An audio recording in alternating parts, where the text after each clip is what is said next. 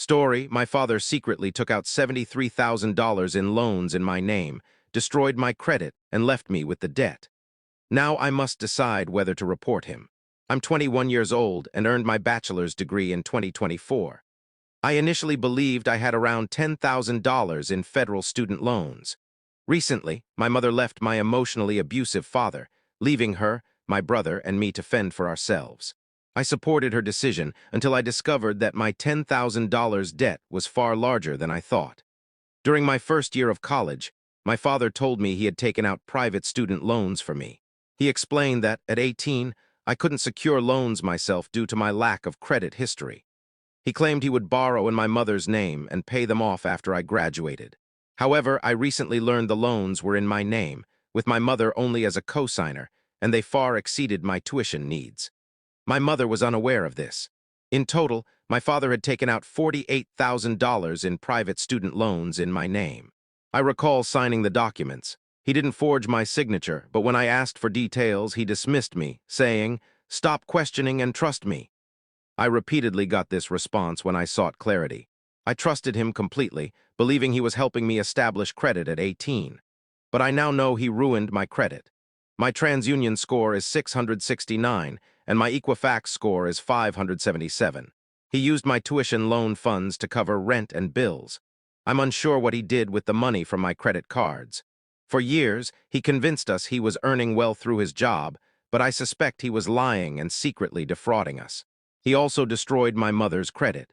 I have 3 closed credit cards with outstanding balances. One has a $6.55 balance, a $22.50 credit limit, and $6.55 due. Another shows a $12,864 balance, a $1,000 credit limit, and $0 due. Does this mean I don't owe it? The third has a $62.28 balance, a $6,000 credit limit, and $714 due. From my calculations, I owe roughly $35,000 in credit card debt. I also learned he damaged my siblings' credit, though I don't know the extent. Additionally, I found out this week that he owes over $200,000 to 3 family members. I uncovered these loans a few days ago. My total student loan debt is now $58,000 plus the credit card debt. My first student loan payment is due in less than 3 weeks. I need guidance. I don't want to sue my father or see him jailed. He currently supports us by paying our rent and car expenses, despite my mother leaving him. She's unemployed but job hunting, and my current job doesn't cover our needs without his help.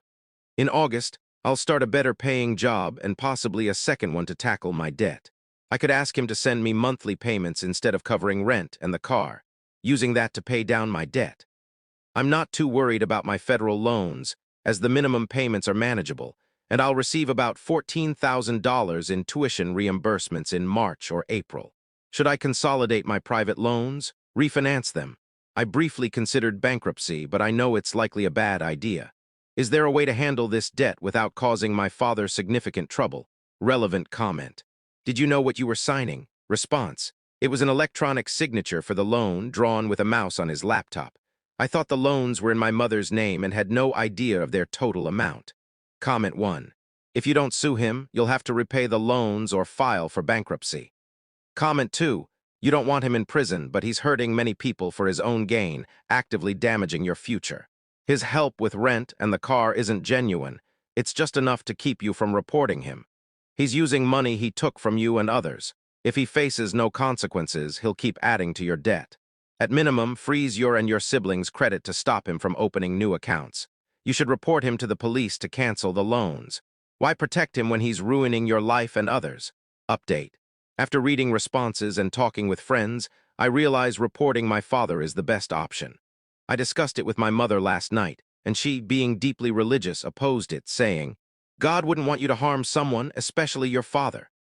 She suggested refinancing the private loans in her name, but that wouldn't address the credit card debt and would burden her instead. I don't think it's a good solution. If I report him, my mother might kick me out, so I'd need to be ready to move. I have $2,000 in savings from my job, which isn't enough for a car, housing, or living expenses. I moved to this city less than a year ago and don't have many local connections. My boyfriend offered to let me stay with his family, but I'd need to commute to work and don't want to overstay. I can't relocate because I must work in Florida to receive my $14,000 tuition reimbursement in March. Waiting until then to move might be best. Reporting my father could alienate my family, but I can't live with this debt. I thought I only owed $10,000, which I could have managed easily. I'm not fully decided, but see this as the logical step. I want to discuss my brother's debt with him and see if he'd also report our father. I'd like to consult a lawyer or someone knowledgeable. Any advice? Update 2 in response to comments. My mother's religious stance seems unreasonable, but I need help understanding how to file a report and what to expect. I have records showing $23,000 in payments went to a bank account my father controlled. I never saw that money, and I believe he used it for personal expenses like vacations. Relevant comment: can you find housing or rent near your workplace? Response: I'm a substitute teacher working at various schools in the county, so living near a single workplace isn't feasible. Comment: how did your father involve you and your mother in signing the documents? Response: I only signed the documents. He filled them out. In hindsight, I was naive for signing without questioning. The loan amounts far exceeded my semester's $2,000 tuition, $12,000 more in one semester. He must have used the excess for non-educational purposes. The credit cards weren't even signed by me. He opened them without my knowledge. Comment 1: it seems your parents are complicit. If you don't report them, they'll continue to exploit you. Comment 2: your mother left your father despite her beliefs, so her religious argument against reporting him is inconsistent. Report him to the authorities. If you are under 18, you may not be legally responsible for those contracts. Story 2: I grew up overshadowed by the golden child. She tried to seduce my husband. We exposed her and my mother framed me, denying her flaws. I need help and a place to vent. This is long, so bear with me. I'm 33, and my relationship with my younger sister, Emily, 30, has always been strained. Emily was the golden child, causing me pain since childhood. Growing up, our parents favored Emily. She was the beautiful, talented, perfect one, while I was the older sister who never measured up. My earliest memories include feeling invisible next to her. I vividly recall my 8th birthday, which I'd anticipated for weeks, dreaming of cake, gifts, and attention. But when Emily entered the room, all eyes turned to her. At 5, she sang a song from kindergarten, and everyone applauded, forgetting my special day. My parents didn't notice my tears as they adored her. This pattern persisted throughout our childhood. Emily got the best clothes, attention, and praise. I remember feeling proud of a B in a math test, but my parents barely glanced at it, asking Emily about her day instead. Her coloring from school was deemed more impressive. Emily knew her favored status and used it to her advantage. During sibling fights, she'd cry to our parents, who always sided with her, scolding me regardless of the situation. This dynamic continued as we grew. Emily excelled in everything: academics, sports, and socializing. I struggled intellectually and socially, being shy and introverted with few friends. Our parents constantly compared me to her, always negatively, asking why I couldn't be more like Emily. High school was tough. Emily, a freshman when I was a senior, quickly became popular, joining the cheer team and becoming class president. Boys flocked to her, while I, the nerdy senior, spent time in the library with few friends. One high school incident still stings. I mustered the courage to ask a boy I liked to prom, and he said yes. But a week before, he canceled, saying he asked someone else, Emily. She didn't know I'd asked him, but it didn't matter. She went to prom with him while I stayed home, heartbroken. After high school, I attended a local community college while Emily got a scholarship to a prestigious university. Our parents were thrilled for her, barely acknowledging my efforts. I worked 2 jobs to pay tuition, while they covered Emily's expenses and visited her often. I fended for myself emotionally and financially, eventually earning a nursing degree while Emily pursued law school. I stopped seeking parental approval and moved out, building my own life. But the pain of those years lingered. Emily and I stayed in touch, but our relationship was tense. She remained the charming, successful sister while I was just me. Then I met Alex, a wonderful man, and we married. For the first time, I felt truly valued. Alex understood my family dynamics and helped me see my worth beyond their shadows. We bought a home, and I began to leave the past behind. But Emily re-entered my life unexpectedly. She'd finished law school and worked at a reputable firm, engaged to a seemingly perfect man. Our parents were ecstatic, constantly talking about her upcoming wedding. Old feelings of inadequacy resurfaced, but I tried to be happy for her. Emily asked me to be her maid of honor, surprising me since we weren't close. She insisted it was a chance to reconnect, so I reluctantly agreed, hoping to mend old wounds. The wedding planning was a nightmare. Emily was demanding and critical, dismissing my suggestions. She hadn't changed, always needing to be the center of attention. I gritted my teeth, hoping to support her and gain her favor. At her bachelorette party, hosted by our parents, I felt out of place. Our mother gave a speech praising Emily's beauty and achievements, making me feel invisible again. Then Emily took the microphone, thanking everyone and turning to me. She said, "I want to honor my sister who's always been there for me. I haven't always shown it, but I value her strength and kindness. I'm lucky to have her." I was stunned. Emily had never acknowledged me publicly. Tears welled up and I thought our relationship might shift, but that goodwill was short-lived. A week before her wedding, Emily called, frantic, saying she'd lost a family heirloom necklace meant for her wedding day. I rushed to help her search her apartment, but we couldn't find it. 2 days later, she accused me of stealing it out of jealousy. I was shocked and hurt. I'd only tried to help. Our parents, as usual, believed her. I was devastated. Emily later found the necklace in a forgotten drawer, but neither she nor our parents apologized. The wedding went on, but I felt like an outsider in my own family. After the wedding fiasco, Alex and I focused on our lives. Alex, tech-savvy, started an online side hustle that quickly grew, earning thousands, then tens of thousands. Our finances improved, and we bought a stunning home in a prestigious neighborhood. Alex surprised me with a Bugatti to celebrate our success, and we soon had 2 wonderful children. Life seemed perfect, but our parents cared little about our achievements, focusing on Emily despite her recent marital issues. After her divorce, Emily struggled professionally, fired from her law firm and barely getting by. Her jealousy grew as she saw our success. She visited, claiming she wanted to bond with her nieces and nephew. I believed her, hoping she genuinely wanted to repair our relationship. Soon, I noticed her true intentions. Emily began dropping by unannounced, often when Alex was home alone, dressing provocatively and making suggestive comments. Alex, loyal as ever, told me immediately. We were appalled. Instead of confronting her right away, we set up hidden cameras in our living room and other public areas to catch her in the act. It didn't take long. One day, when I was supposedly out shopping, Emily made her move. She touched Alex's arm, whispering seductively, "Come on, Alex, you deserve someone who truly appreciates you, someone like me." Alex played along briefly to keep her talking. "Emily, stop, I love my wife, this is wrong." But she persisted, saying, "She doesn't need to know, it'll be our secret." Alex firmly pushed her away, saying, "Emily, leave, this is unacceptable." We recorded everything. With evidence in hand, we acted. We called a family meeting, including Emily's husband, who was unaware of her behavior. We played the video. The room fell silent. Emily's husband's face turned red with anger, and our parents were stunned. After the video, her husband stood, saying, "Emily, how could you? You tried to seduce your sister's husband." Emily stammered, unable to excuse her actions. Our parents, disappointed, said, "Emily, we trusted you. We thought you were perfect, but this is unforgivable." Her husband filed for divorce that day, taking their children. Our parents distanced themselves, unable to see her the same way. Emily's world collapsed. She lost her husband, children, and parental support. She reached out to me, but I couldn't forgive her easily. The betrayal cut too deep. Alex and I grew stronger, united by her actions. Though painful, her betrayal brought us closer. Our parents struggled to accept Emily's flaws, visiting us less often. The tension was palpable when they did.